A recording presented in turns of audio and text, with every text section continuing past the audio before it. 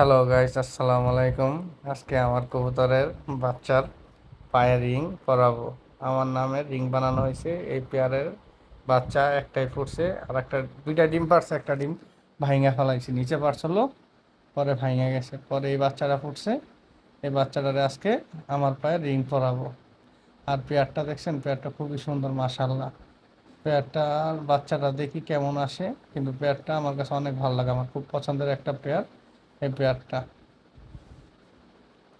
এখন এই পেয়ারের বাচ্চা একটাই ফুটছে, একটা বাচ্চারে রিং পরাবো। এই যে বাচ্চাটা নিয়ে এইভাবে রিং পরানো শুরু করলাম আস্তে আস্তে। এই যে রিং পরাইতেছি এখন, এই যে রিংটা পরাইলাম।